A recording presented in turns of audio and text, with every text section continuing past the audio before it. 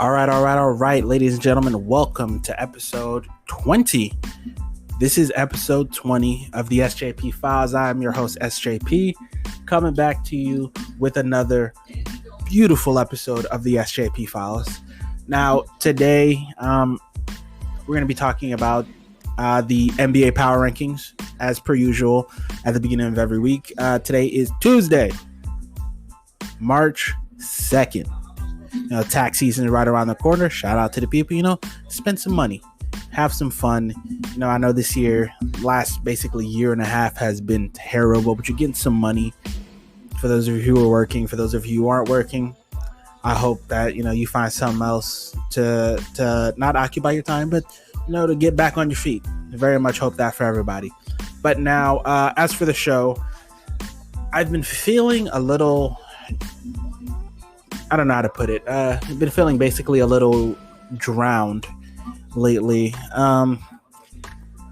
Thinking about limiting the show to one episode per week at the beginning of the week, because the second episode for the last couple weeks has become kind of a chore, and I hate that. And I don't want this show to ever become something that I feel like I have to do, something I feel like I just want to do. But I'm not gonna lie, last few weeks I've been feeling really drained.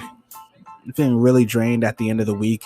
So there most likely, unless something big happens in the sports world, there will most likely not be a second episode on Friday or Saturday of this week. Like I said, unless something big happens, something major like a major injury or a major transaction in the NBA or the NFL, there's very little chance of there being a second episode this week, especially because I'm going to be working mostly the second half of the week. So I'm just going to be exhausted. I'm going to be at work for like the next 6 days straight. So I'm going to be pretty exhausted come, the weekend. So unless something really big happens, I'm probably not going to record an episode. You might get small, 10 to 15 minute clips throughout the week if some big news happens, but a big episode's probably not going to happen this weekend. With that being said, we're going to start off in the NFL with J.J. Watt, signing a 2-year, $31 million deal with the Arizona Cardinals. Shocking, I know, right? Not many people thought that JJ would sign in Arizona. Most people were considering, Green Bay, Tampa Bay, teams with maybe Kansas City, teams with obvious Super Bowl potential. Now, the Arizona Cardinals are a team that I believe does have Super Bowl potential. With DeAndre Hopkins and Kyler Murray at quarterback, DeAndre Hopkins at wide receiver, Larry Fitzgerald's still a very productive wide receiver. J.J. Watt, last year J.J. didn't have great sack numbers, but he was still great on the defensive end. He still draws a ridiculous amount of attention. Even he played 60 games, had 48 total tackles, 32 solos, 16 assisted tackles, 5 sacks, 7 passes defended, and an interception. Now, like I said, he hasn't had double-digit sacks since 2018, and that was his last healthy season besides this one. So he's not the player he once was, but he still draws a lot of attention. And you pairing him up with Chandler Jones out there, John Jones, his brother. We'll also be talking. Eventually, I'll get to mixed martial arts. I know there's a big super fight in the UFC coming up. I think it's this weekend, the UFC card. I might watch it, and if I do watch it, I might do a reaction to it. I haven't quite decided yet, but back to football. That could be just like a dynamic duo with JJ and Chandler Jones. Combine the 2 sacks. Both of these guys have a career level just shy. I think they're 2 or 3 shy of 200 sacks between the two of them. He's been two top sack getters since 2012. Chandler at 97 sacks and JJ Watt at 95 and a half. You also have Von Miller on that list, Cameron Jordan, and then Justin Houston. But his 2-year, $31 million contract, $23 million guaranteed. This wasn't an obvious pick for JJ, but I think it's a good pick for him. I think the Arizona Cardinals could be like a dark horse Super Bowl contending team. I know they play in the same division with Seattle and Los Angeles, but I wouldn't be surprised to see them make a real playoff push. I think they've got a good defense. I think they got a good offense. I think Chandler Jones just needs to, not just Chandler Jones, I think this whole team, I think they just need a little bit of a push. I think that's really all they need. I think they just need a little bit of a jump. And Kyler, 2 years into the league, last year, his first year, 16 games, 3,700 yards, 20 touchdowns, 12 picks. His second year, similar numbers, 3,900 yards, 26 touchdowns, 12 picks. More touchdowns, same amount of picks. The guy's only I want to say Kyler's like 5'8", 5'10". 5'10", like just over 200 pounds. He's big for his size. He's stocky, kind of like Russell Wilson. Russell's bigger, but I think Kyler's got enough meat on his bones to really have a really good season on the ground. 819 yards, 11 touchdowns. Now, to be honest, I would like to see that go down and his passing numbers go up. Even though I love a quarterback who can run, I don't want a quarterback who can run, who runs this much. I do not. I want a quarterback I want that number cut in half, 400 yards. You scramble if you absolutely have to, but he keeps his eyes down the field most of the time. So he's great at making plays. I want Patrick Mahomes does essentially the amount of running that I want for my quarterback. I do not want my quarterback running like Lamar Jackson. I do not think Lamar Jackson can last the style of play that he's playing. He needs to be a much bigger player. He really does. He needs to be a much better thrower. He's not overly big or thick. He's a little stringy, and that worries me very much for Lamar Jackson. I don't know how much longer he's going to be able to play the style that he's playing before he gets hurt. But with that being said, congratulations to the Arizona Cardinals for getting J.J. Watt, and congratulations to J.J. Watt for getting Cardinals great. Marshall Goldberg's getting his daughter's blessing essentially to wear number 99, his traditional number. Goldberg was an all-time great for the Arizona Cardinals. His number was retired. He played from 39 to 48.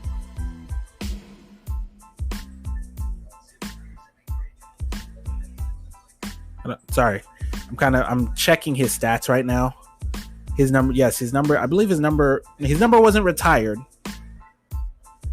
But I think it was out of respect that they didn't keep his numbers. That's when they were the Chicago Cardinals in the late 30s throughout the 40s. Marshall Goldberg had, let's see, it's he played 77 total games, 1,600 rushing yards, 1,500 passing yards for his career.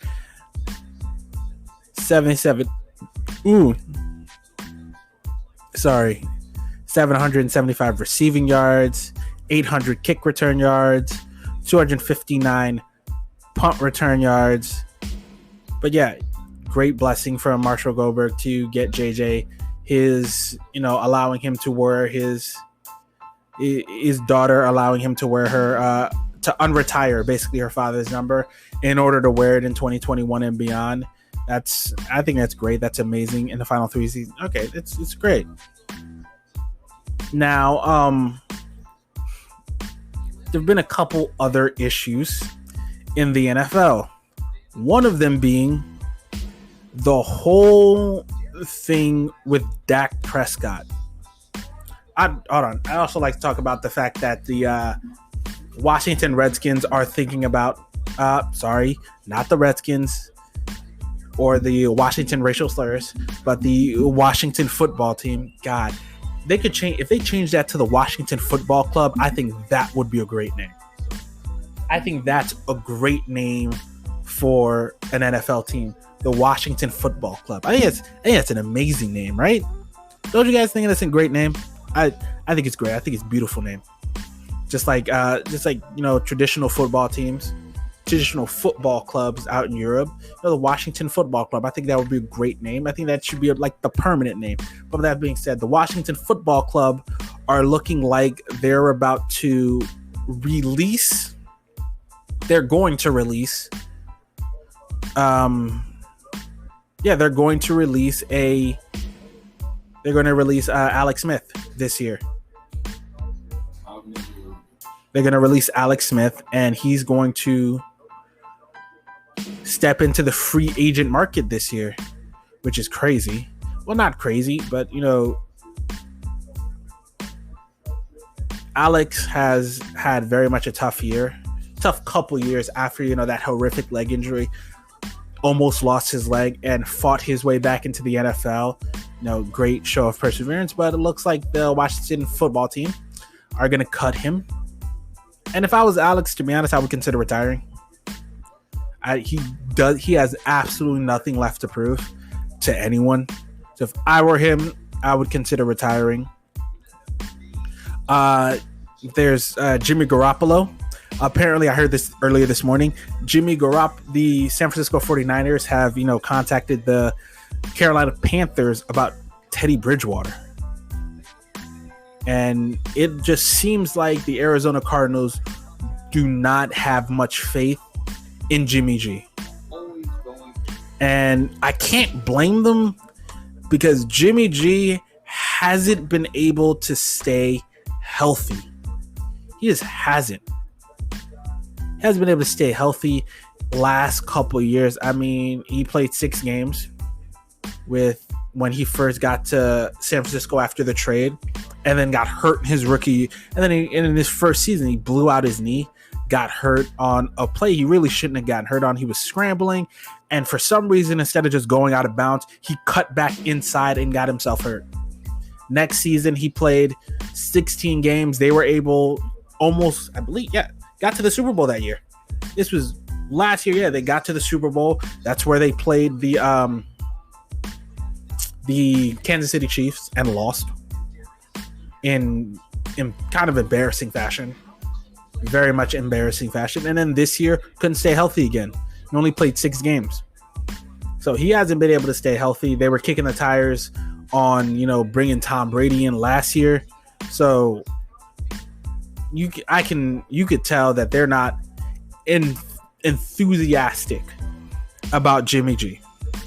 Now they may say they're enthusiastic, but they're not overly enthusiastic about Jimmy G. And now to arguably the most controversial team, America's team. Ridiculous nickname because they haven't won in like 20 years. Haven't won shit in like 20 years. But the Dallas Cowboys. Now, I've never talked about the Dallas Cowboys on this pod. At least I don't think I have. I've never talked about the Dallas Cowboys. I don't hate the Dallas Cowboys. The Dallas Cowboys, the team. I hate, like Stephen A. Smith, I hate Cowboy fans.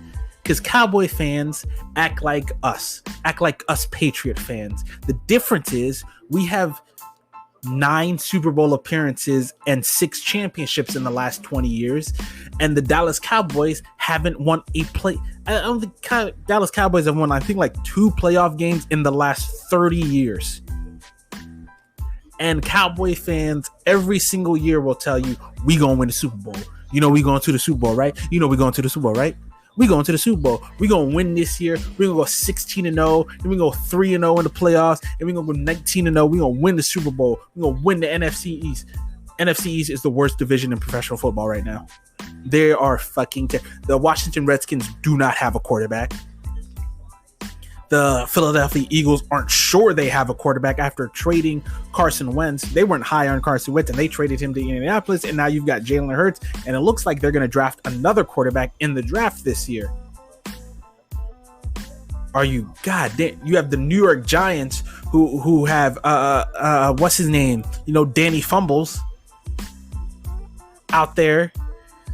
They don't have a quarterback. I think he's trash. I think Danny Fumbles is absolute trash. The Dallas Cowboys.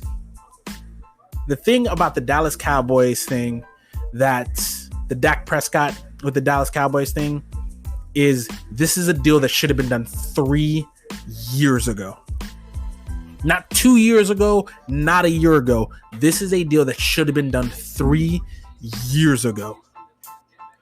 If you had done this deal before Carson Wentz, because I believe Carson Wentz and Jared Goff both got their deals about 3 years ago. If you had paid Dak Prescott then, like you should have, you would have gotten away with paying Dak Prescott $28 million. But now a bunch of other guys have gotten signed. Jared Goff is making like $30 million. Carson Wentz making like $33 million. Russell Wilson's making like $35 million.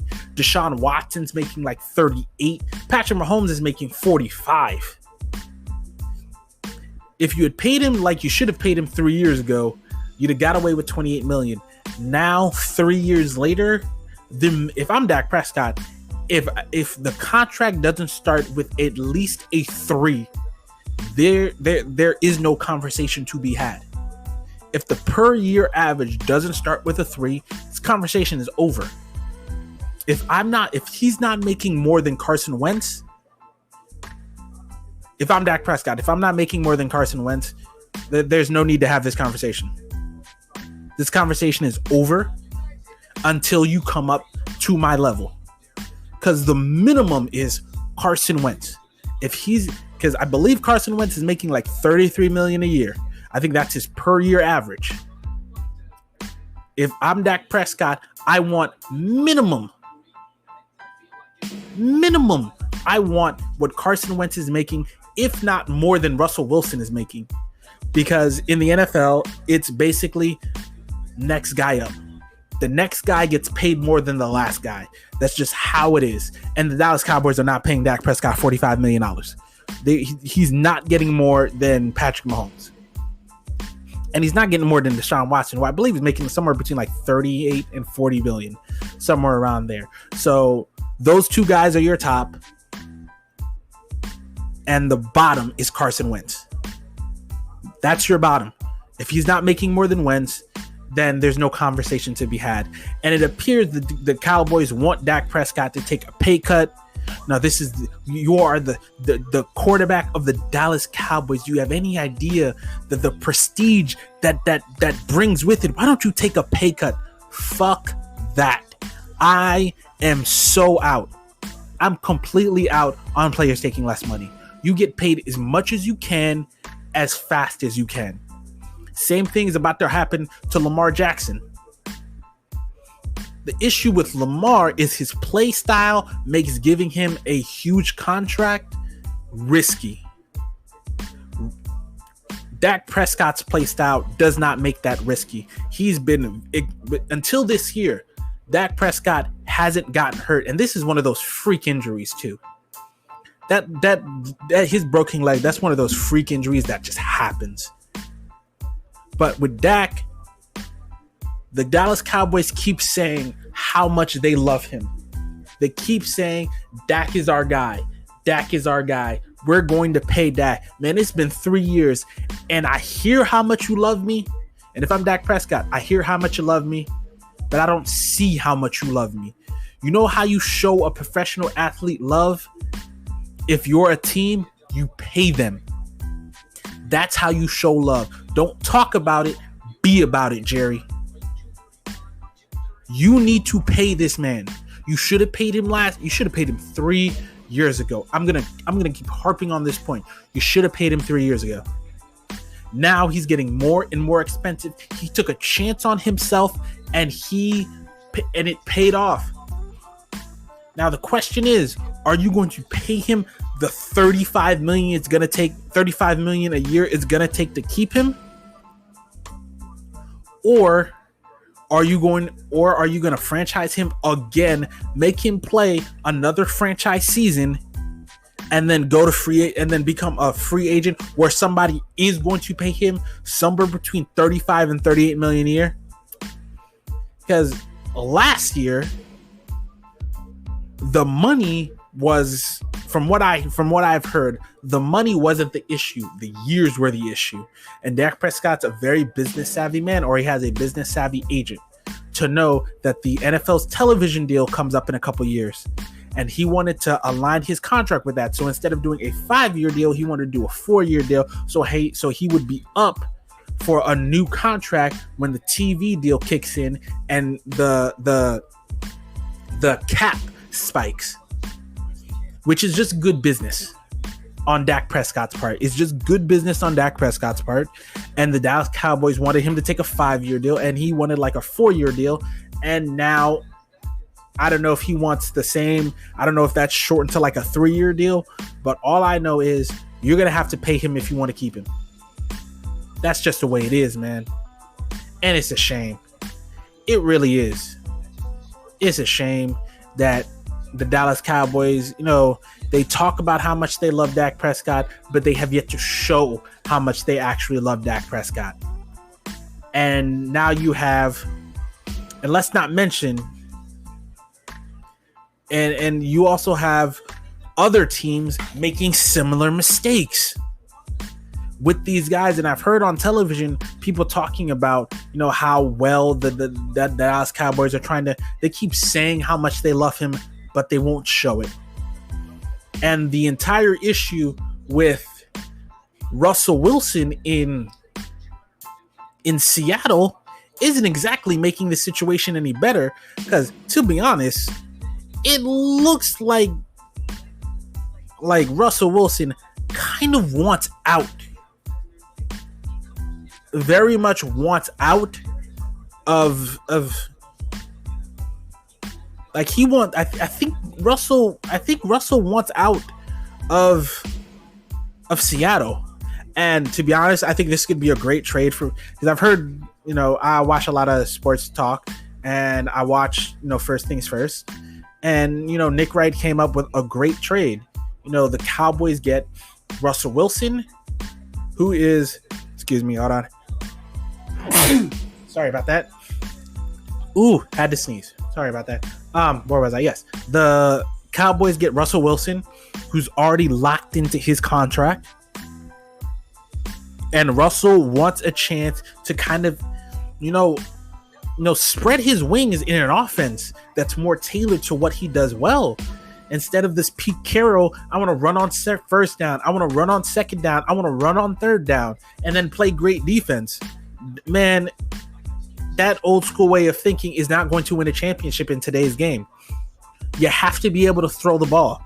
If you want a championship, you got to be able to throw the ball. You got to be able to make big plays. And I feel big plays on first down. You got to be able to make big plays on second down.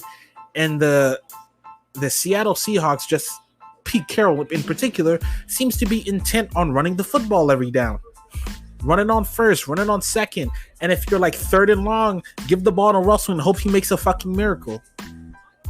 That's how you get into trouble. And that's why he's pissed at the present moment. Now, I don't think he wants to leave Seattle, or I don't think he'll ever ask for a trade, in fact, but he's not happy. He's not happy with the way Pete Carroll's doing things. And this is going to be a power struggle. And in the NFL, the two things that matter most are quarterback and head coach. That's what matters the most in the NFL. You have different sports different sports have different things that matter to a coach and a player, that contribute the most to winning. In baseball, it's general manager and pitching. It's general manager and pitching. That's what it is in baseball. That's how you win a World Series. You have a general manager who builds a great team, and you need like a dominant pitcher and a great bullpen. And if you can get, consistent runs, I don't need you to score like 5-6 runs a game, but if you have a great bullpen and a great starting lineup, I mean, if your hitting can get you 2 to 3 runs a game, you can win a World Series. In basketball, it's head coach and star player. You need an all-timer to win a championship. You can't win a championship with an all-star. You need a superstar to win a championship. You need a superstar and a good head coach. He doesn't have to be a great head coach. He has to be a competent head coach. And great players, all-time great players, can make good, competent head coaches into all-time head coaches. Look what Mike and Kobe and Shaq did for Phil Jackson. Phil Jackson was a good coach whose greatest asset was his ability to manage egos. You look at LeBron James and Dwayne Wade, and look at what they did for Eric Spoelstra. And look what LeBron James did for T. Lue. And what he's done for Frank Vogel. And Frank Vogel's a very good coach in the NBA, but he didn't get the recognition that he deserved until he won a championship with LeBron James, because LeBron James highlighted what Frank Vogel does well. He coaches very good defense. He pretty much lets LeBron kind of handle the offense. LeBron plays on ball, off ball. Allowed LeBron James to really, kind of conserve energy throughout the season. Allowing AD to mature last year. And his rotations in the playoffs are one of the reasons why they won. I give Frank Vogel a lot of credit for that championship, because his ability to just rotate to just mix and match the rotations in certain series. In the first round against the Portland Trailblazers, who play a very half-court style, who play with big men like Yusuf Nurkic, you had Dwight Howard and JaVale McGee playing the 5 in those series. And against a small team like the Houston Rockets, Dwight Howard and JaVale McGee didn't play much in that series. I think they played like maybe 20 minutes total in like the 5 games, but he didn't need them out there. And then when they moved on to play the Denver Nuggets in the Western Conference Finals, those guys played big minutes because you had to guard Nikola Jokic. And the same thing in the NBA Finals. Dwight Howard didn't play much because the Miami Heat are not a big team. They're not a big team, so you didn't need Yusuf Nurkic. You didn't need Dwight Howard guarding, Bam Adebayo 25, 30 minutes a game. And in the NFL, it's coaching and quarterback. It's great coach, great great quarterback. Nothing exemplifies this more than the New England Patriots with Tom Brady and Bill Belichick. Bill Belichick, great defensive mind. Great head coach, maybe the greatest head coach of all time, paired with the greatest quarterback of all time. And you get the greatest dynasty arguably the greatest dynasty in the history of professional sports. Maybe the most long-lived dynasty, 20 years, 9 Super Bowl appearances, 6 championships in a sport where that just doesn't happen. Football isn't a sport that lends itself to such dominance. Basketball is, because basketball, you can have one player change the entire course of history for a franchise. That's just how it works. One player, just changes the entire course of history for your franchise in basketball. In football, there are 11 guys on the field at any given time. Actually, 22 guys. So many little things that can go wrong and that can go right. So many things you need to break right for you to win a championship. And the New England Patriots spent 20 years building basically 2 separate dynasties. And that's what you need. Now we're going to take a short break, and then we'll be back.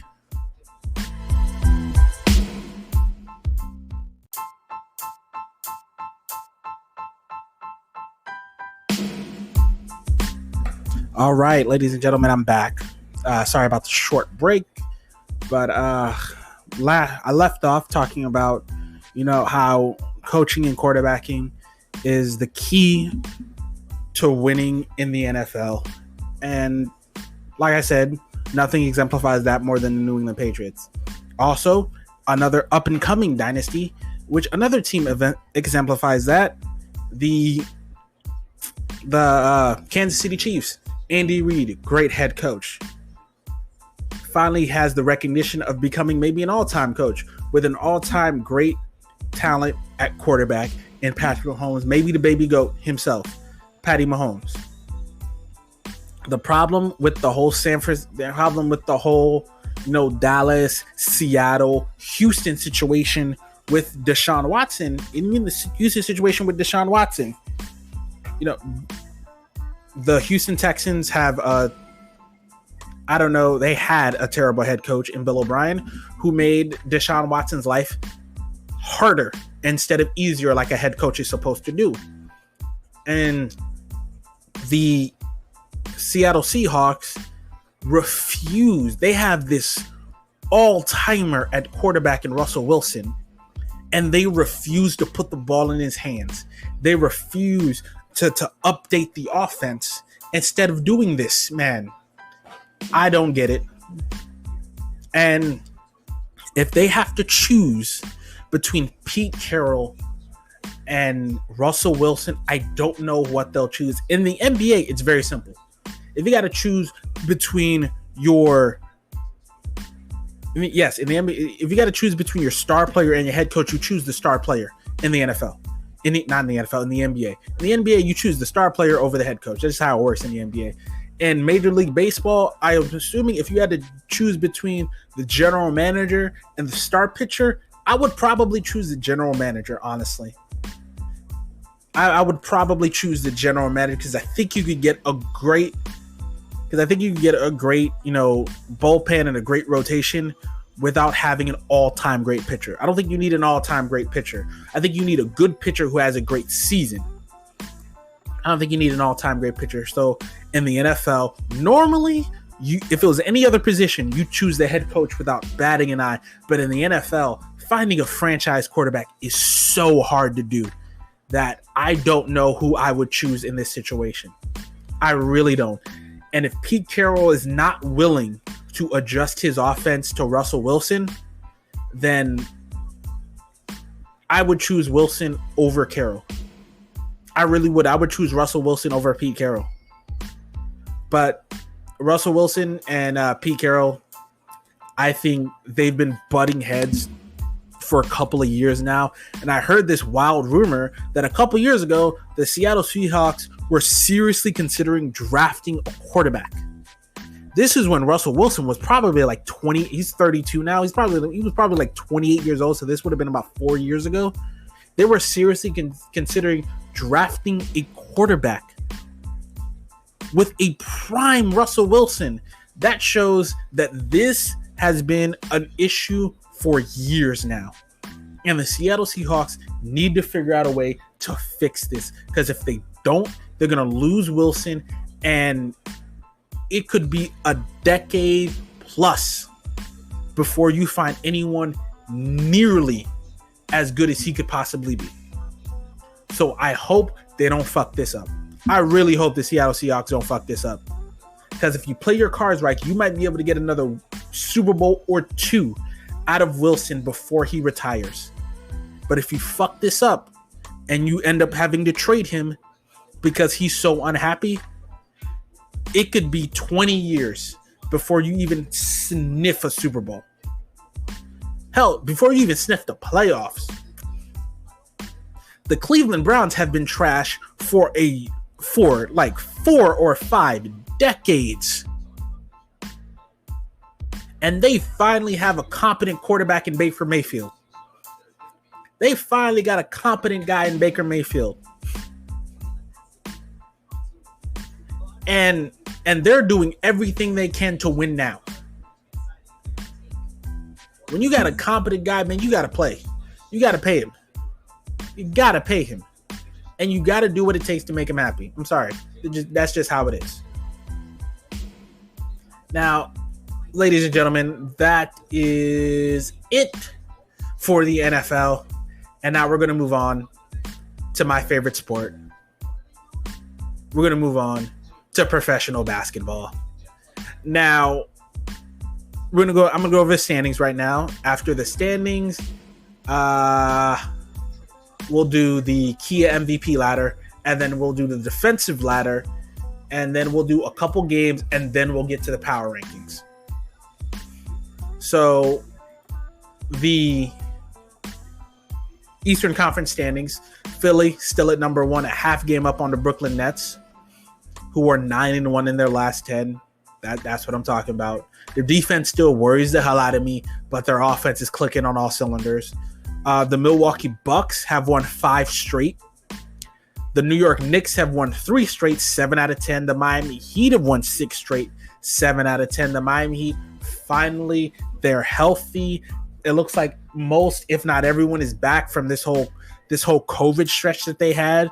The New York Knicks have held Stephen A. Smith on First Take giddy that the New York Knicks just might be back, even though they haven't really done shit in 20 plus years. But hey, the New York Knicks look good, young team led by Julius Randle. And I never thought a team I would ever say a playoff team is led by Julius Randle. And then you have the Boston Celtics at 6, who are crashing and burning in kind of a spectacular way. You've got 2 all-stars on a team that's playing 500 basketball. And you've got Kemba Walker, who cannot play consistent basketball. And the rest of this team, which is kind of an ill-fated team, this team misses Gordon Hayward so much, it's kind of scary. You never really realized how much Gordon Hayward meant to this team when he was healthy. When he was healthy, he was their third ball handler. He was their third leading scorer. He was their third best player. And his removal from this team has kind of jacked up their chemistry. The Toronto Raptors have won 6 of their last 4 games. It looks like they've gotten themselves healthy, and their COVID, issues have it looks like their COVID issues have waned significantly. So they're getting better and better. If you tell me the Toronto Raptors finish with a better record than the Boston Celtics, I would not be shocked.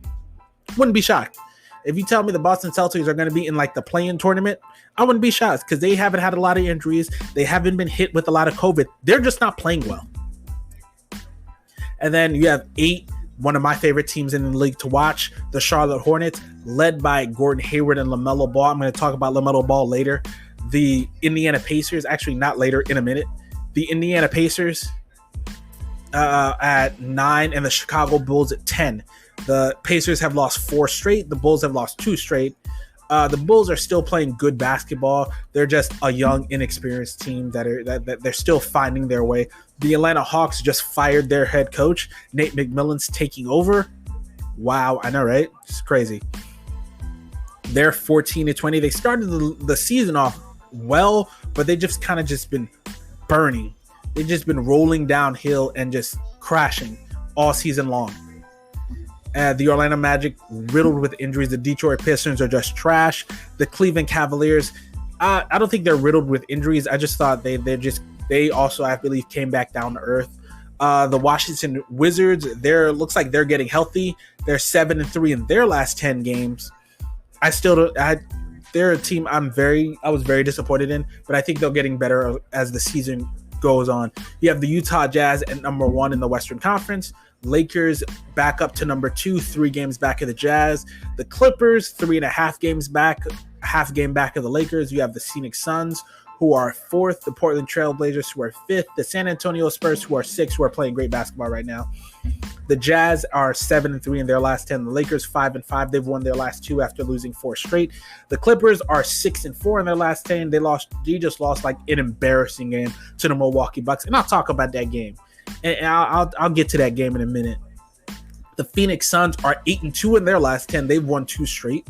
The Portland Trailblazers 6-4 after a dynamite game from Carmelo Anthony, like a vicious Carmelo game. He's playing so well this season. It's great to see him, It's great to see him back in shape. It's great to see him back playing ball, and his loyalty to the Portland Trailblazers. I absolutely love it. When nobody else was giving him a chance, the Trailblazers gave him a chance, and he showed that he could still play ball, and he decided to stay with the Portland Trailblazers out of loyalty for giving him a chance.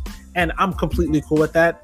I've never been great on having loyalty to a team because, but they gave him a chance when nobody else would. And I'm completely cool with Carmelo and being like, I'm going to stay another year, just like a thank you. And I love you guys. I love playing with you guys as a thank you for really giving me a chance when nobody else would. The Greg Popovich has the San Antonio Spurs at the 6th seed in the Western Conference, 17-13. They've won 6 of their last 10 games. The San Antonio Spurs, I did not think would be good. I thought they'd be terrible this year. DeMar DeRozan has I wouldn't say once again, but he is showing everyone just how good he really is. And if a contender would, decide, we might need another scorer. Like if the Utah Jazz were to trade for DeMar DeRozan, I think that would be good for them because I think they need another scorer. As much as I like their ball movement and I love their shooters, and I think Bojan? Is it Bojan or Bogdan? I think it's Bojan Bogdanovic and Joe Ingles, and you have Donovan Mitchell, who's a star, but they don't have any true superstars. And because I don't think Donovan Mitchell's that guy yet, even though they have the best record in the NBA, no one really considers them a title contender. But I think adding someone like a DeMar DeRozan at the 3 and moving probably, I think it's Ingles or Bogdanovic to the bench, and having DeMar DeRozan alongside Donovan Mitchell could be what takes them from a team that everyone thinks is a good regular season team, but not really a contender, to a team that could be a contender. And you have the Denver Nuggets at 7. They're 6-4 in their last 10. They've won 2 straight. They're getting better as the season goes on. The Golden State Warriors, once again, they're much better than I thought they'd be. I thought this was going to be a fucking dumpster fire. And I heard Steph's comment about teams taking, still looking to beat the Golden State Warriors, which he had to know was coming, because y'all were real during y'all stretch. Y'all won like 3 championships in like 4 years. Y'all were mad disrespectful to the other teams in the NBA. When you win the NBA Finals in, I believe, 2016, coming in after the 2015 championship, the locker room still smelled like champagne from Steph Curry, Klay Thompson, LeBron, maybe he's in his feelings. LeBron got his feelings hurt. Draymond Green calling LeBron a bitch. And you saw what happened. LeBron took that shit real personal. And I love how people think LeBron James doesn't have a little Jordan in him. It's the most ridiculous thing I think I've ever heard. Man, he doesn't have it like Jordan. You sure LeBron ain't got a little Jordan in him? Because I've seen LeBron have Jordan in him for at least the last 10 years. Maybe not in his early days in Cleveland, but when he was in Miami, you definitely saw it. When he was in Miami, I mean, what was it? This had to have been game 5 of this might have been game 5. It was the Eastern Conference semis or the Eastern Conference finals against the Boston Celtics. Against the Boston Celtics. Watch the last 3 minutes of that game and tell me LeBron James isn't clutch. Watch the last 3 minutes of that game and tell me LeBron ain't got a little Jordan in him. Watch last 3 minutes of that game and tell me that he doesn't have a little petty in him. Because those shots he was hit in the face of Paul Pierce, in the face of Ray Allen, blocking those dudes, those steals he had that, like, I think it was like 2.5 minutes left. Gets a pass from Dwayne Wade. 3. It wasn't in the corner at the elbow. 3 at the elbow. Nothing but net. Another play later. 3, once again, at the elbow. And I think it was Paul Pierce's face. And then a steal. Play in the passing lanes. Looking back and then dunking the ball. Looking back to see ain't nobody was close. And then dunking the ball.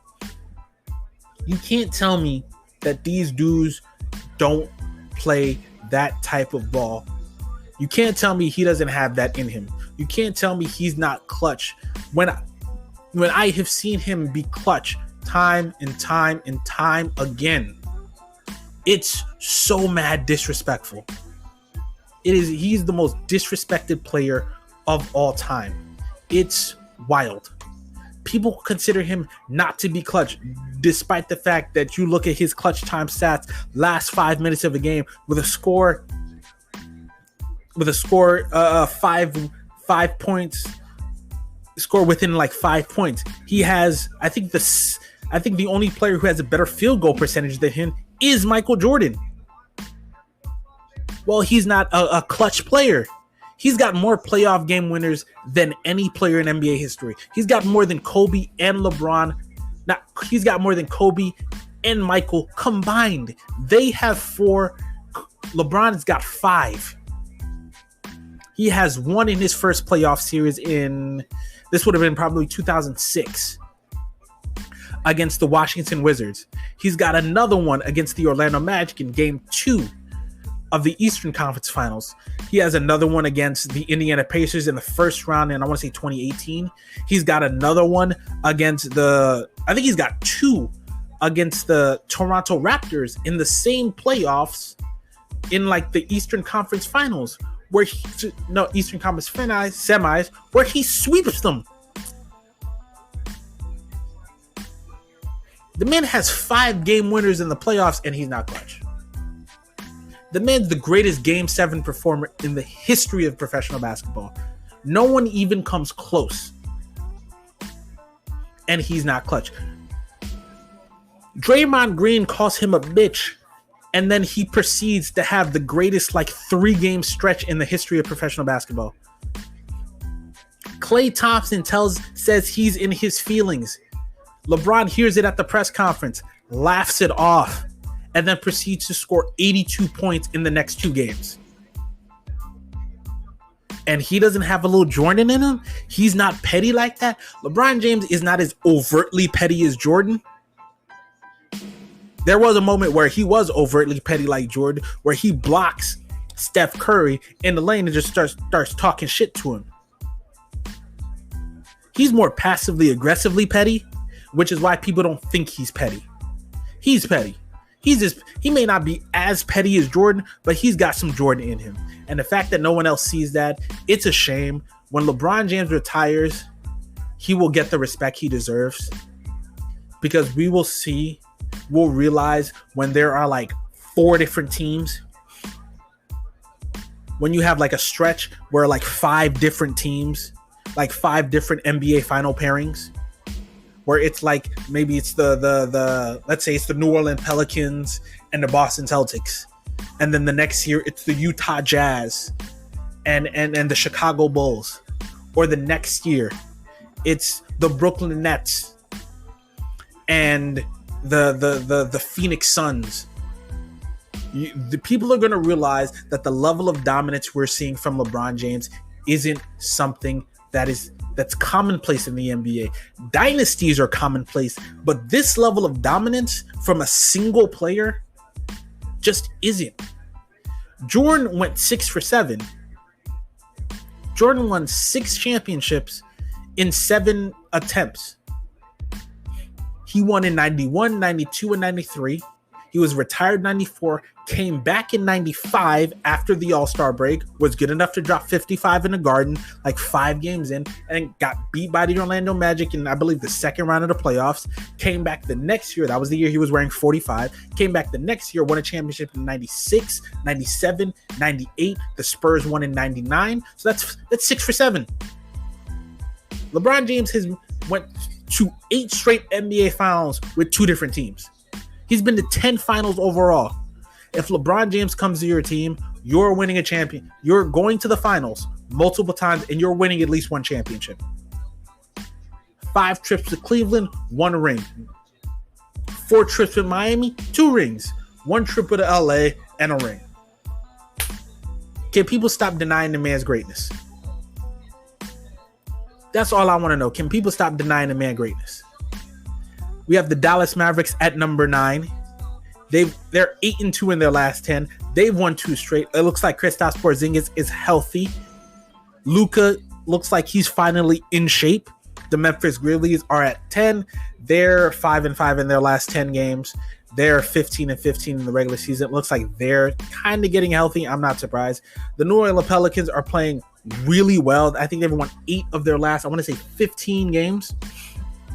And most of that is due to Zion Williamson's just their ability. Zion is like handling the ball more. Lonzo Ball is shooting lights out from three. I think they're a team though. They're a team that's going to move up the rankings. I think they'll be in the play-in tournament. I don't think Memphis will be. I think the Pelicans will get better and better as the year goes on. And I think they'll probably knock out Memphis in the play-in tournament. I think they'll be 10 because I think the 9 other teams ahead of them are just better teams. You have the Oklahoma City Thunder at 12. They're 4-6 in their last 10. Sacramento Kings are 1-9 in their last 10. The Houston Rockets are 0-10 and the worst team in the league. The Minnesota Timberwolves are 1-9. No surprise there. Now for the MVP rankings, this MVP ranking was I think it was, what was it, last week? It was on the 26th. Yeah, so that was last Friday. The new ranking will probably come out this Friday. But I'm going to take a quick overview on it. Joel Embiid has moved up to number 1. LeBron James is number 2. Nikola Jokic is number 3. Steph Curry is number 4. Damian Lillard's number 5. Then you have Kawhi, Luka, Giannis, Donovan Mitchell, and James Harden at 6 through 10. James Harden has no chance to win it. Donovan Mitchell has no chance to win it. Giannis Antetokounmpo, unless he goes like on a 20-game win streak with the Milwaukee Bucks, he has no chance to win it. Luka's not going to win enough games. Kawhi, he'll win enough games. He just won't have the numbers. Lillard, he has a chance to win. I don't think he will, but I think he has a chance. They need to go on a big run for him. Steph Curry's not going to win enough games. Nikola Jokic, I don't think they'll win enough games either. I think the MVP conversation is truly between Joel and LeBron. I think they're the two guys. LeBron just needs to keep the Lakers' head above water despite the fact that Davis is probably going to be out for another like 4 or 5 weeks. They do have Dennis Schroeder back, which is big for that offense. Their 4 games they were without, Anthony Davis and Dennis Schroeder, and Dennis Schroeder is a very vital part of this offense and their defense. He's probably their best perimeter defender. He's their second ball handler, their secondary ball handler. He can create shots for himself and others. And LeBron James pretty much exclusively played off the ball in their win against Golden State, where they crushed Golden State, and LeBron James only played like 24 minutes. Wild. Didn't play the fourth quarter at all. And that, I think, is going to allow them to kind of keep their head above water, and not even keep their head above water. I think they can really make a play and, stack up some wins. As for the defensive ladder, Ben Simmons is number 1. You got Rudy Gobert number 2. They're kind of fighting over for Defensive Player of the Year award. Miles Turner in Indiana, they're not going to win enough games. You got LeBron James at number 4. He should win he should have won the Defensive Player of the Year award the year what's his name won it? Marc Gasol won it. Marc Gasol, who is now on the Lakers. Sorry, Mark, but Marc Gasol wasn't even the best defensive player at his position that year. He was second team all defense and won the Defensive Player of the Year award, while LeBron James should have won the MVP and Defensive Player of the Year award that year. I believe that was the year. That was either the year they beat Oklahoma City in the finals for his first ring, or the year they beat San Antonio in the finals for his second ring. That 7-game great NBA finals. But you've got Jamal Murray at number 5, who wasn't even ranked last week. That's weird. But that's the way it is. Those are your MVP and Defensive Player of the Year rankings. So far in the year, my MVP for the year is LeBron James. And my Defensive Player of the Year is probably going to be Ben Simmons. Assuming the Philadelphia 76ers finish with a record close to the Utah Jazz, I think he'll win it. I think Ben Simmons will win the Defensive Player of the Year award. Even though I love the way he plays, I do not like I don't like his offensive skills. That being said, we're going to take a short break and then we'll be back. We're going to break down a couple games and then we're going to get to the NBA Power Rankings.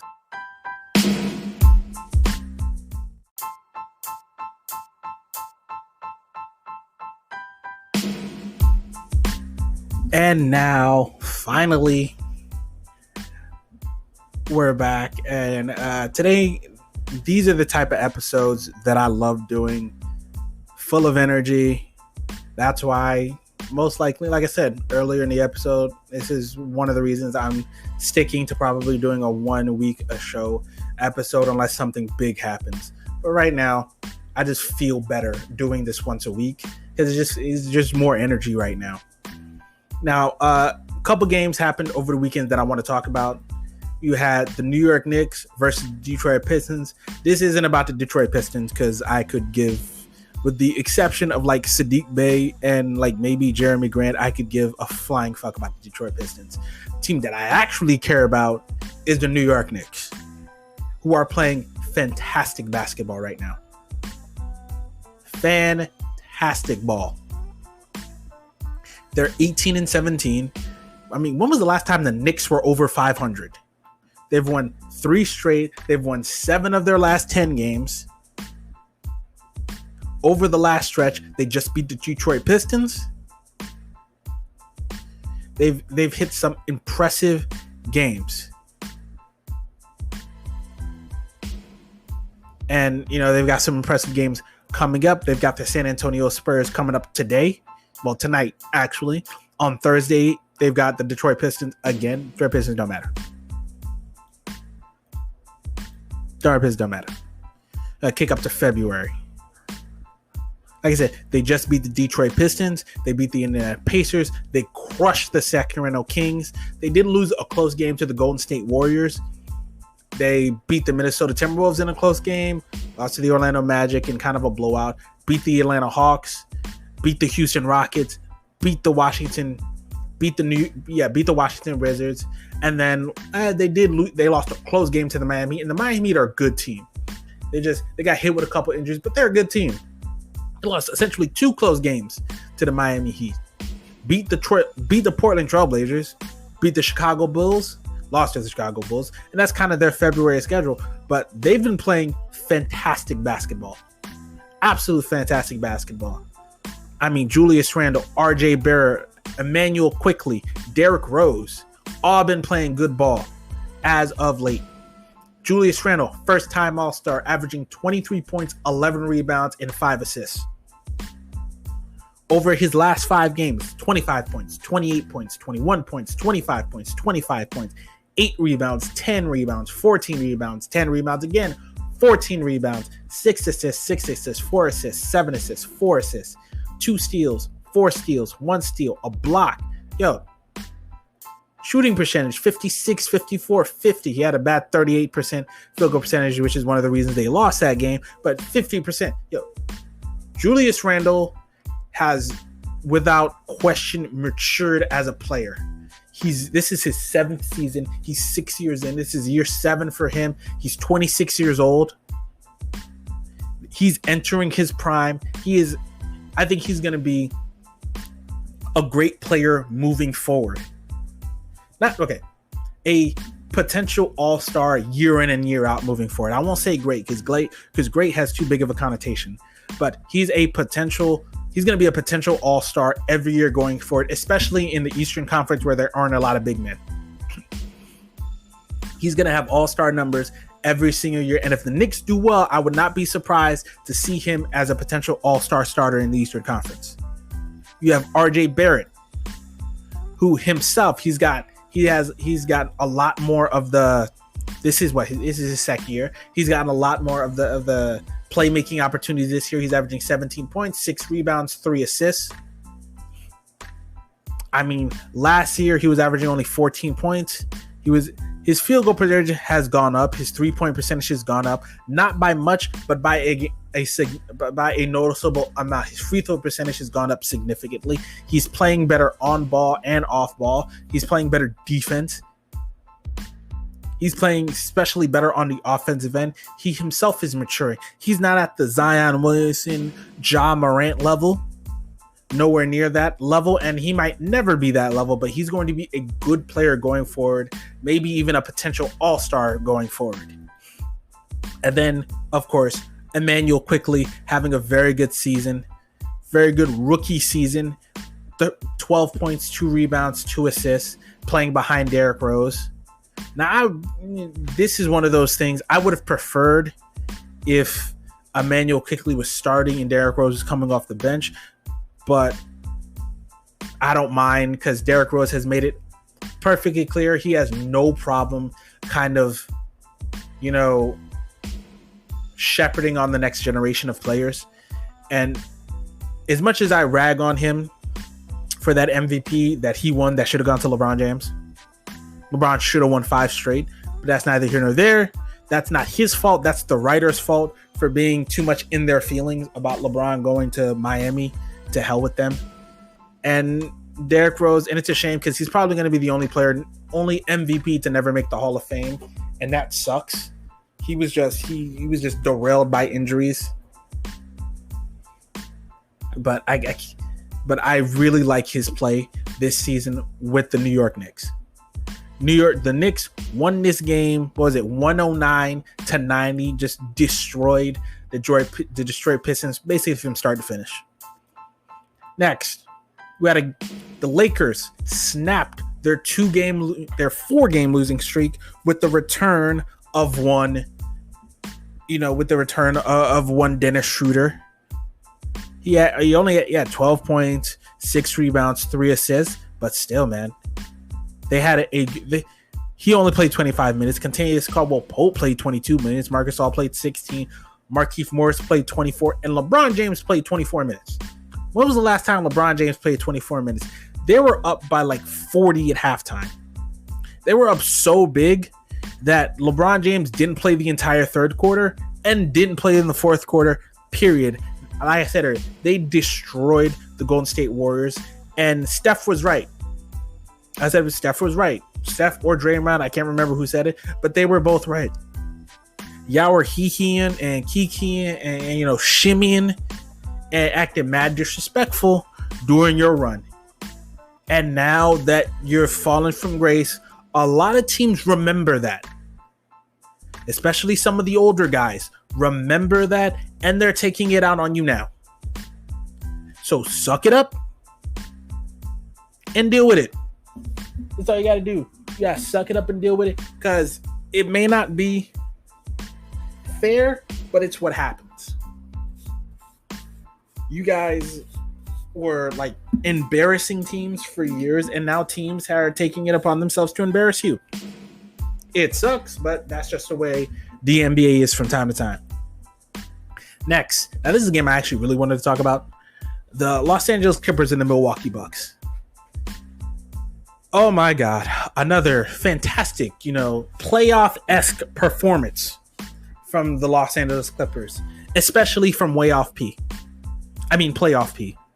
Pandemic P. He's got so many nicknames that it's hilarious. Playoff P is not a compliment. It's an insult. Way off P is a blatant insult. Pandemic P is also an insult. And I heard someone say some shit the other day that really irritated me. That the Lakers championship in the bubble came with an asterisk because the other teams didn't want to be there. Yo, we talking about championships here. We talking about legacy. If you don't want to be here, find another job. The Los Angeles Clippers, and I've heard people take shots at the Lakers for not beating the Clippers. That's not their fault. That's never been their fault. The Clippers couldn't handle it. The Lakers could. They were the mentally tougher team. This was an equal opportunity ass whooping in the bubble. You had two teams on basically a neutral court, and it was just about who was the better team, and the Clippers couldn't handle it. They couldn't handle it, and they still can't handle it. They still spectacularly flamed out. Paul George and Kawhi Leonard, I believe, went 0 for 9 down the stretch. Held scoreless in the last 8 minutes of this game. And once again, Way Off P rears his ugly head and shows you that he's not ready for this level of play. He's not ready for this level of play. He's not ready for this level of scrutiny. You talk about someone who's not clutch, that's Paul George. You talk about someone who can't handle the pressure of being a title contender, that's Paul George. I don't worry about Kawhi Leonard. Great players have bad games. It happens. Great players have bad games. It's what always happens. But what happened with Paul George, what happened with Kawhi Leonard is simple. Neither one of these guys were ready for this level of scrutiny. This level of expectation. Kawhi Leonard has won championships, but he's never had this level of expectation. And Paul George has a habit of disappearing in the playoffs. And people refuse to see that. It's like they have blinders on. They refuse to see his inability to continuously play solid basketball in the playoffs. And games like this happen in the playoffs. 7 for 21, 2 for 10 from the field, 16 points. Games like this happen in the playoffs for Paul George, and they happen at least once a series. And when your second best player has a game like this in the playoffs, you can't get past the second round. You need consistent play from your top two players to win a championship. You just do. And I know I'm not going to get that from Paul George. So why would I pick the Clippers to do anything in the playoffs besides win a first round series and then lose in the second round? Whether it's the Lakers, the Jazz, the Nuggets, I don't care who it is. I don't see anyone, any sane human being who really knows basketball to see these two guys, to see this team and say, I totally believe they can win a championship. They need a point guard. And no game exemplified that more than this game against the Bucks.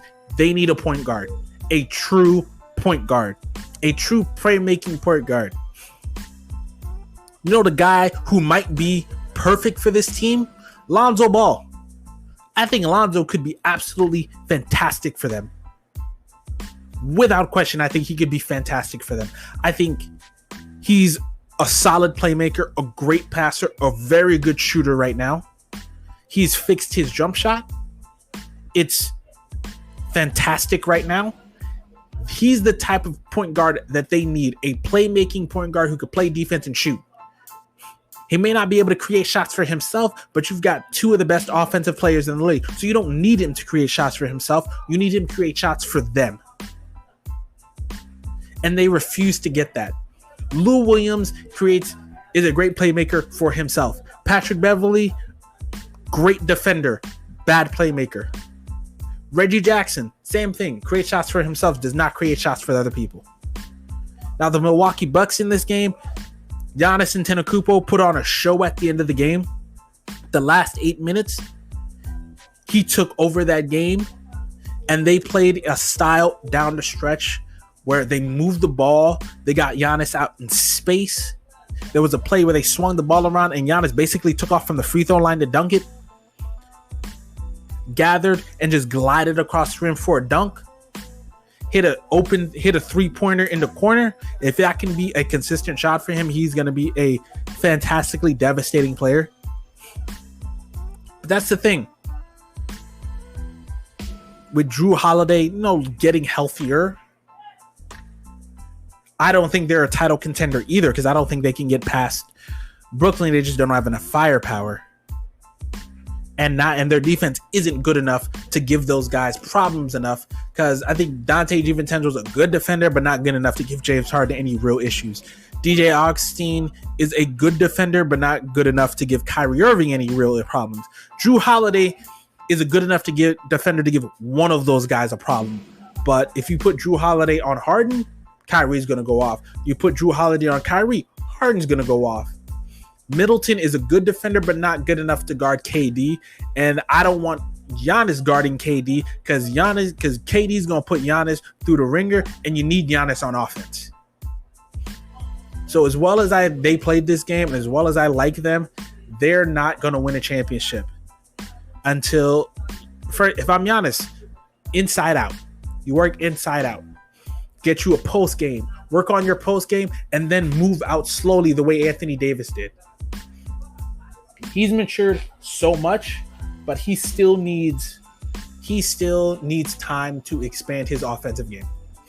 Next, we have the Utah Jazz falling to the New Orleans Pelicans. The Jazz The Pelicans win this game 129-124 behind the fantastic play of Zion Williamson, Brandon Ingram, and Lonzo Ball. This could be an organic big three, the way the Golden State Warriors big three was so organically grown. Drafts and trades. Zion Williamson, fantastic player. Fantastic. Same thing with Brandon Ingram. And Lonzo Ball has evolved to a point. I think he's averaging like 70. Yeah, he's averaging 15, 4 and 5. But over the last 16 games, he's averaging like 18 points. Brandon Ingram is doing Brandon Ingram things, and Zion Williamson's ability to handle the ball has made him such a dangerous threat. With the Utah Jazz, another thing, they still need another scorer. I like Rosanio. I like Bojan Bogdanovic, Rudy Gobert, potentially Defensive Player of the Year. But they need another true scorer, a true star scorer. I like Jordan Clarkson, gave you 20 points off the bench, but you still need a true star scorer, and I think DeMar DeRozan could be that guy for them. I don't know if the Spurs are willing to trade DeMar DeRozan, but he could be that guy. Got Brooklyn and San Antonio. San Antonio Spurs and the Brooklyn Nets. Nets win another game 124-113 in overtime. Bruce Brown gave you 23 points. Kyrie Irving gave you 27 points. James Harden gave you 30 points, 14 and 15. What more else do they need to say? The Brooklyn Nets offensively are the best team in the league. The problem is defensively. Because when you give up 113 points to the San Antonio Spurs, who are not a great offense, LaMarcus Aldridge only came off the bench playing 15 minutes. I'm not even sure he's really healthy. Patty Mills gave you 14 points. DeJounte Murray, who's not a great offensive player, gave you 19 points. Lonnie Walker, same thing, 19 points. DeMar DeRozan, great in the mid-range, gave you 22 points. Not a great three-point shooter, but a great mid-range player. He's another guy who, like I said earlier, I would love to see the Utah Jazz trade for him. And on this is another game I really wanted to talk about. I mean, the Charlotte Hornets playing against the Portland Trailblazers. The Hornets behind LaMelo Ball, who's been averaging 26 and 6 this month. Well, in February, essentially. He averaged 26 and 6, joining, I think Michael Jordan and LeBron James is the only two rookies to ever do that.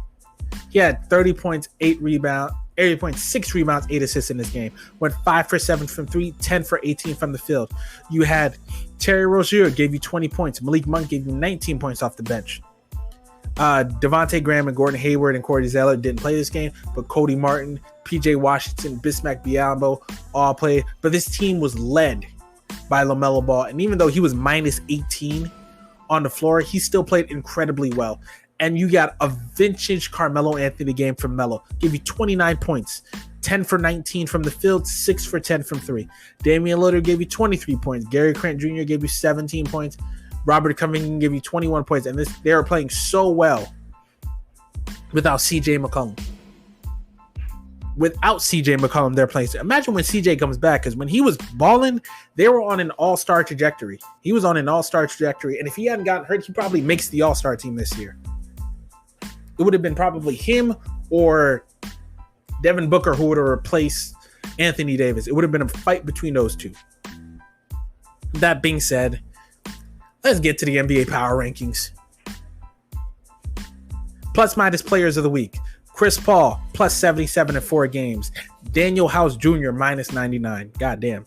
Miami, 4-0 this week. Houston, 0-4 this week. The East wins another week in the East versus West. 17-12 this week. Highest jumps, Miami plus 5, Cleveland plus 4, Washington plus 4. Free falls, Indiana minus 5, Portland minus 5, Atlanta minus 4. Teams to watch in week 11, Phoenix. All right, the number one in the power ranking, once again, the Utah Jazz back-to-back. They're 19th in pace, 3rd in offensive rating, 3rd in defensive rating, 1st in net rating. They are not a team that although they're first in the power rankings, no one really believes that they can win a championship this year. I think they'll be the best regular season team this year, but they're not a team I'm expecting to win a championship. They're not a team I'm expecting to contend for a championship. They're a team that could potentially get knocked out in the second round. Because I think they'll win the first round series. I think they'll crush whoever they end up playing at the 8th seed.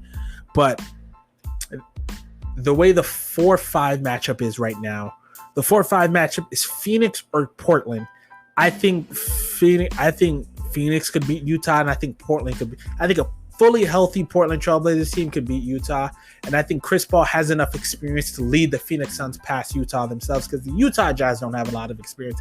They got a lot of firepower, and the Phoenix Suns are a good defensive team right now. Not great, but good.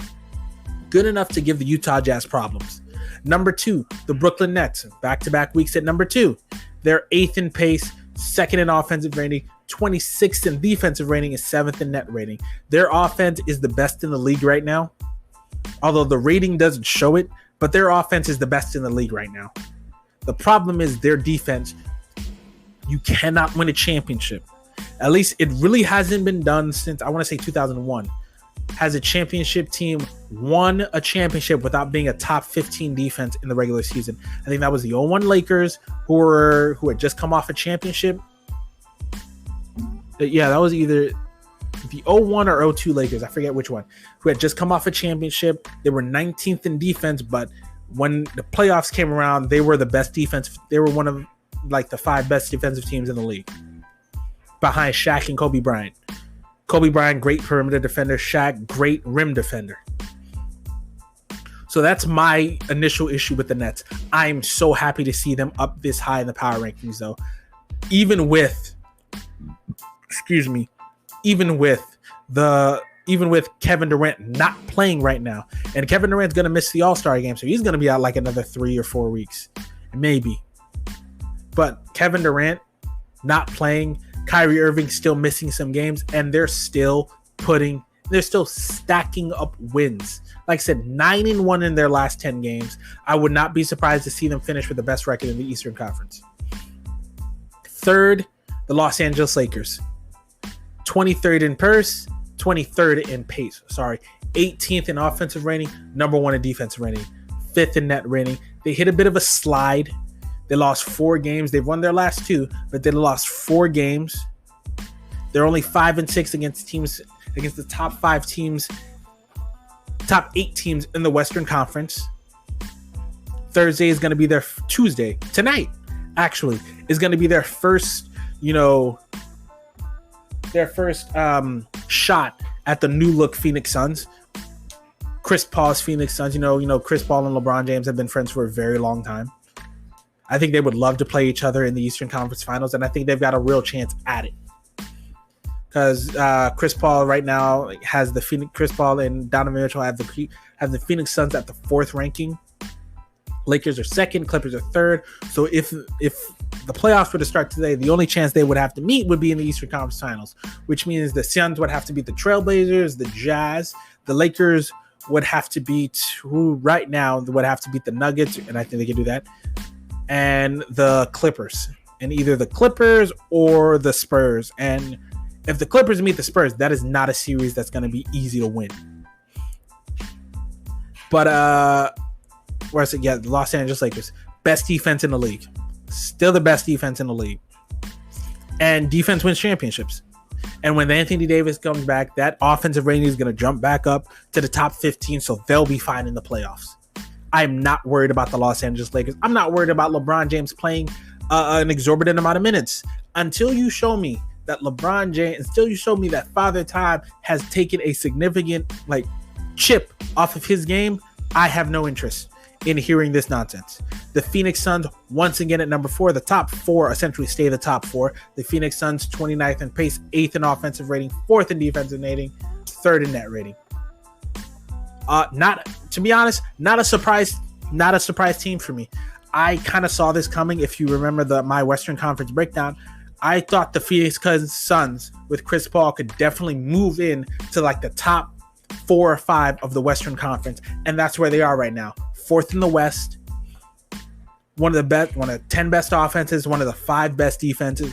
Chris Paul, as long as Chris Paul can stay healthy and Devin Booker can continue to evolve his game, they have a great chance at at making the Western Conference Finals. I don't think they can beat the Lakers in a fully healthy Lakers team in a 7-game series. I just don't think they have enough experience to do that. But a couple years in Phoenix, and this could be Chris Paul's best chance to win a championship in a while. The Milwaukee Bucks move up from 7 to 5. Give me 1 second.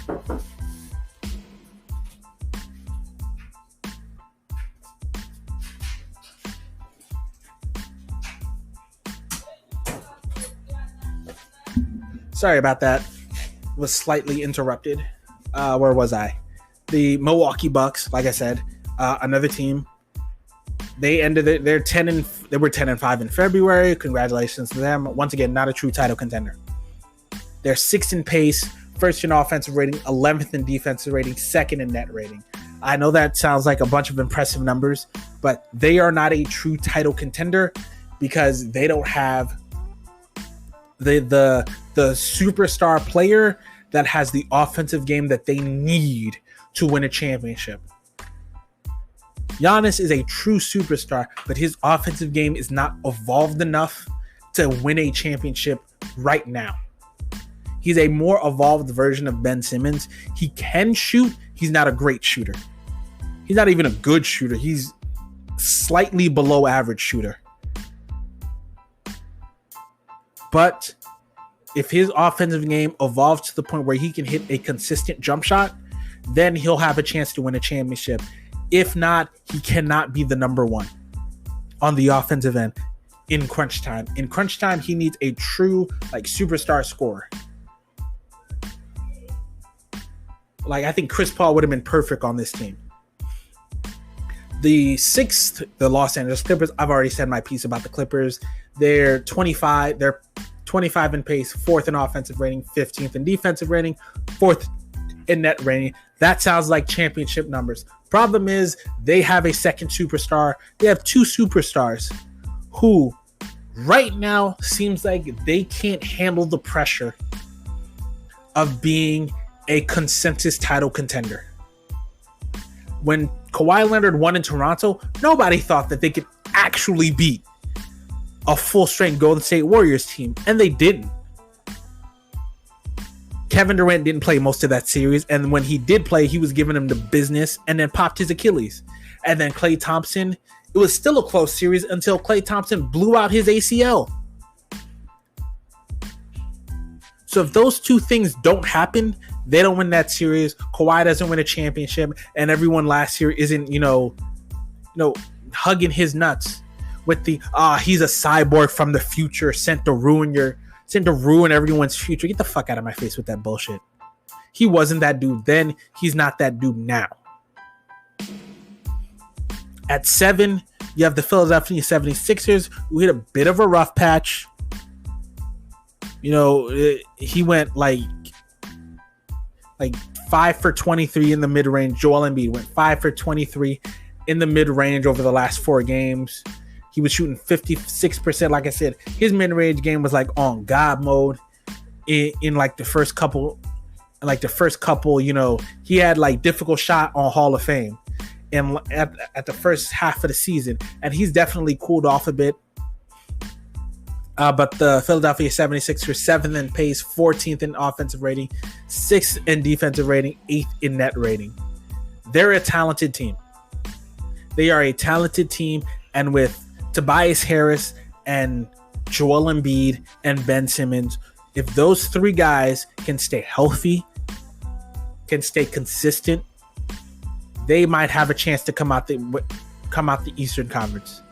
It's going to be either them or the Brooklyn Nets. They're going to be the 2 teams fighting it out to win a championship. And the biggest issue for the Philadelphia 76ers are if they're going to be able to score enough points to keep up with the Nets. And the Nets issue with this team is going to be who's going to guard Joel Embiid. Because if you put DeAndre Jordan on Joel Embiid, he's going to cook him. He's going to cook him for 4 quarters.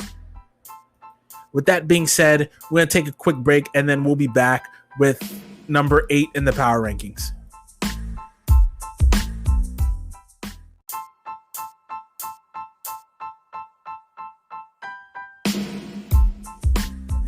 And we're back.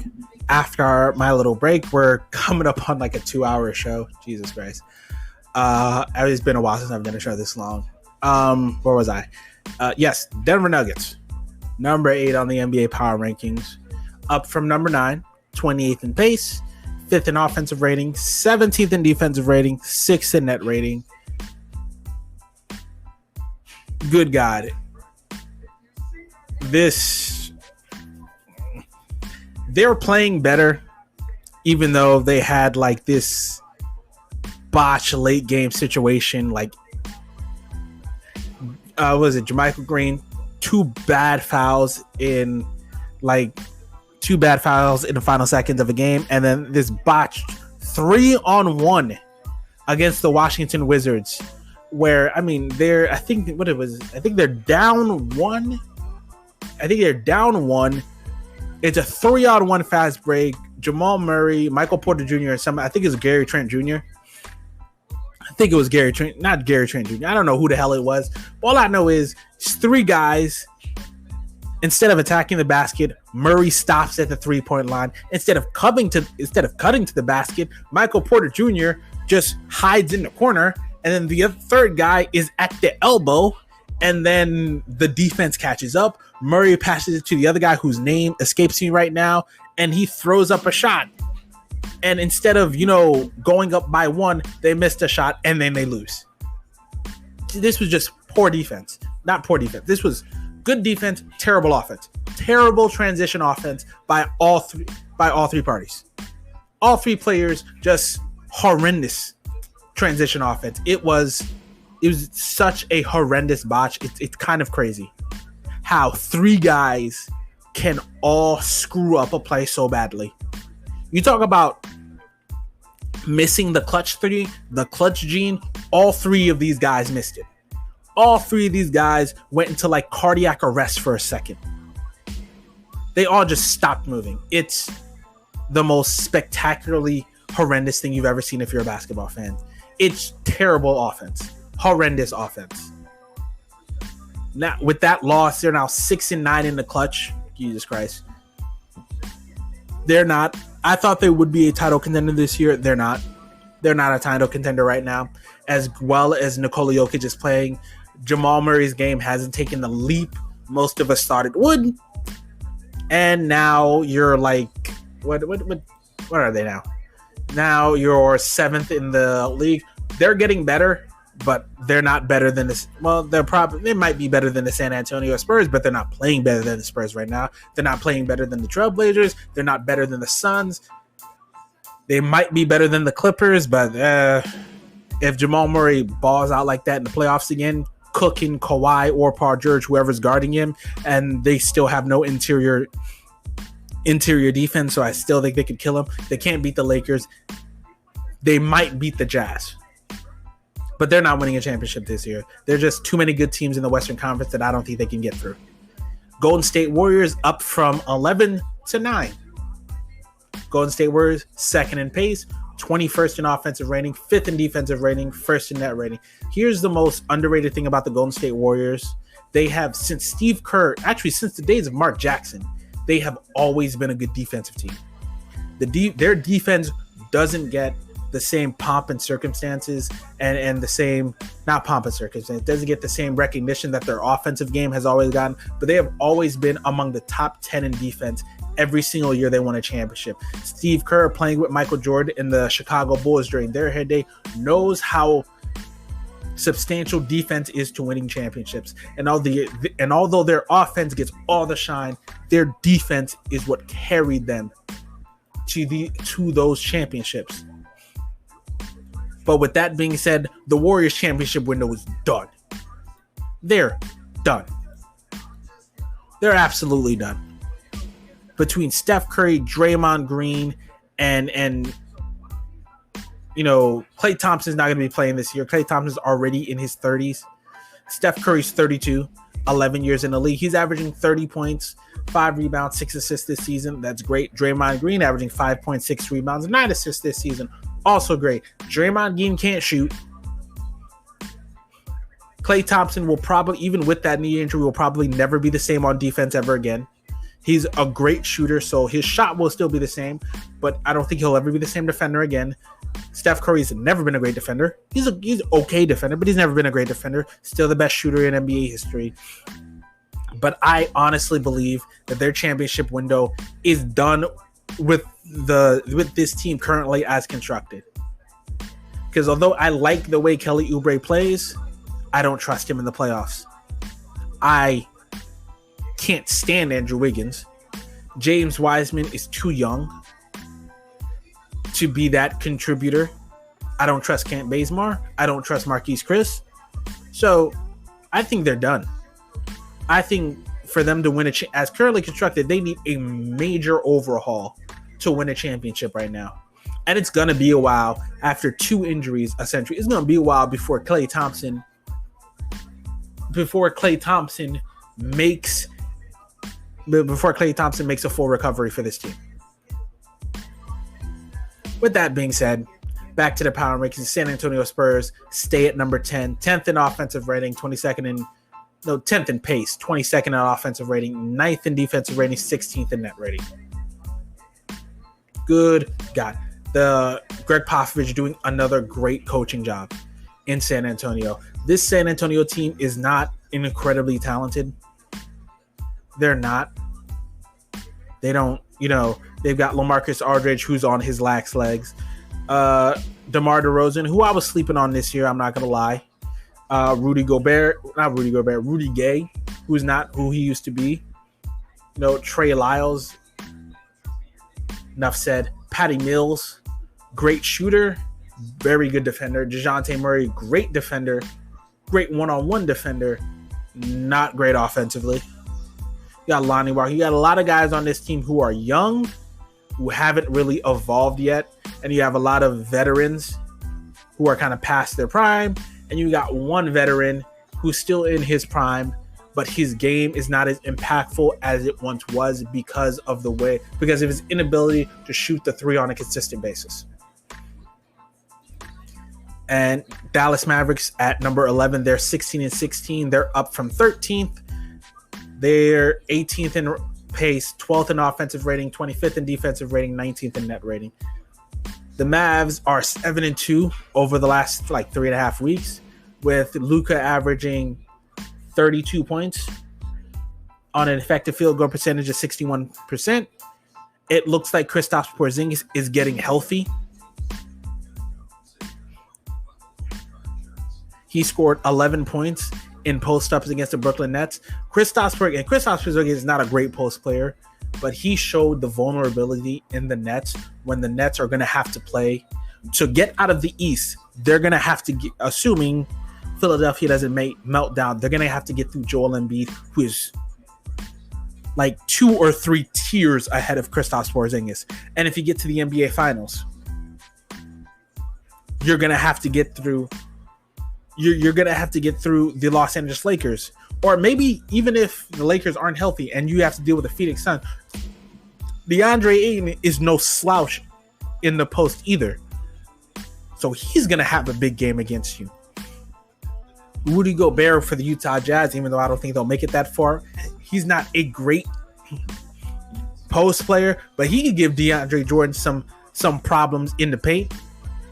He could definitely give DeAndre Jordan some problems in the paint.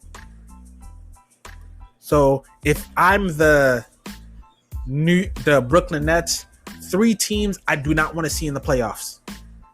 Actually, 4 teams I don't want to see in the playoffs. I don't want to see the Nets. I don't want to see the Bucks. I do not want to see the Lakers, and I don't want to see probably the Suns. I don't want to see those 4 teams in the NBA Finals.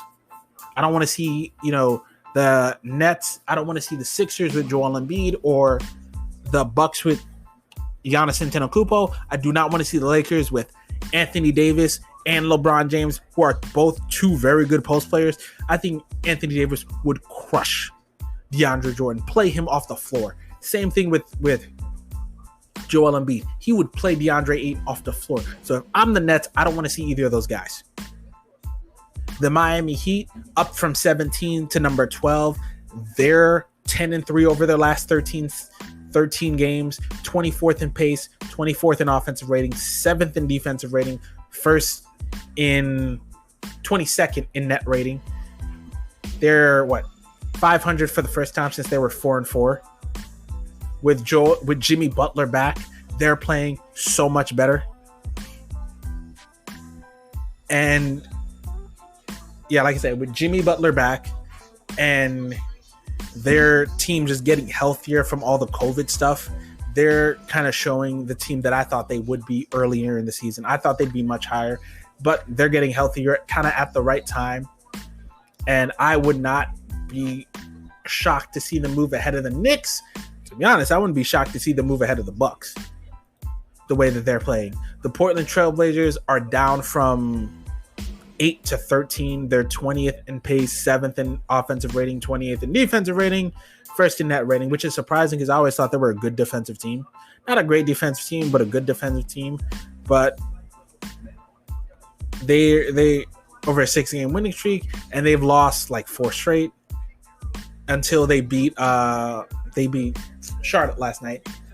That was their first win in like 5 games. Portland Trailblazers, good team, not a championship contender.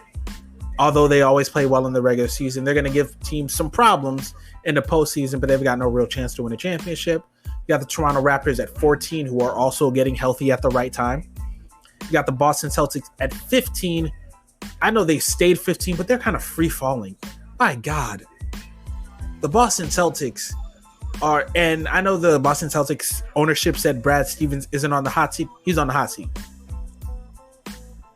He's on the hot seat. He needs to figure out a way to get this team back to championship contention. Because they've made, I want to say, 3 of the last Eastern Conference Finals. The way they're playing right now, they might not get out the first round with the way they're playing right now. They made the Eastern Conference Finals last year. I believe they didn't make the. Did they make the East? I think they made the Eastern Conference. They didn't make the Eastern Conference the year before that. They made the Eastern Conference Finals the year before that and the year before that. They made 3 out of the last 4 Eastern Conference Finals. But right now, I would be shocked if they get out the first round with the way they're playing. The New York Knicks at 16 in the top half of the power rankings. Well, not top half. Top half would be the top 15, but that's neither here nor there. The New York Knicks playing very great basketball, very good basketball. Not great. They're 7-2 in their last 9 games. They're 30 and they're 30th in pace, 23rd in offensive rating, 2nd in defensive rating, 11th in net rating. They've got the best scoring defense in the NBA right now. Probably the 2nd best overall defense behind the Lakers. Julius Randle averaging like 27 points a game on 60% shooting over the last 9 games. Tom Thibodeau has this team playing great defense, and Tom Thibodeau is known for his great defense. And you had the parts for a good defense, but you just didn't have the coach to bring it out of them, and now you do. I just hope that Tom Thibodeau doesn't run them into the ground like he does almost every team he plays with, almost every team he coaches. He needs to take his foot off the gas a little bit. The Charlotte Hornets moved down to 17 over 16. I know they're a game under 500, actually 2 games under 500, but they're still such a fun, talented team to watch. And this kid, LaMelo Ball, has the potential, has like face of the NBA potential. I don't know if you've heard it anywhere else, but you're hearing it here. He has face of the NBA potential along with Zion Williamson. That's how good he is right now. They're 12th in pace, 17th in offensive rating, 21st in defensive rating. They're a well-coached team. Gordon Hayward is their best scorer, but right now is their best player. But right now, LaMelo Ball looks like their best player. He's averaging 16 points, 4 rebounds. No, 16.6 rebounds, 6 assists on the season. He's averaging basically 26 and 6 since making it into the starting lineup. Gordon Hayward averaging 22 points. They miss him so much in Boston. Devontae Graham. No, Terry Rozier having an all-star level season, even though he didn't make the all-star game this year. Memphis Grizzlies at 18. They stay packed. The Indiana Pacers are kind of free-falling right now. The Washington Wizards are going up. They went from 24th to 20th. The Chicago Bulls are up a spot from 22 to 21. The New Orleans Pelicans are down a spot from 21 to 22. They've played well over the last couple of games. Like I said, I think they won 8 out of the last 15, but they're still not, at where I thought they would be defensively. Zion Williamson, just not the defender I thought he'd be, not the off-ball defender or the weak side defender that I thought he'd be.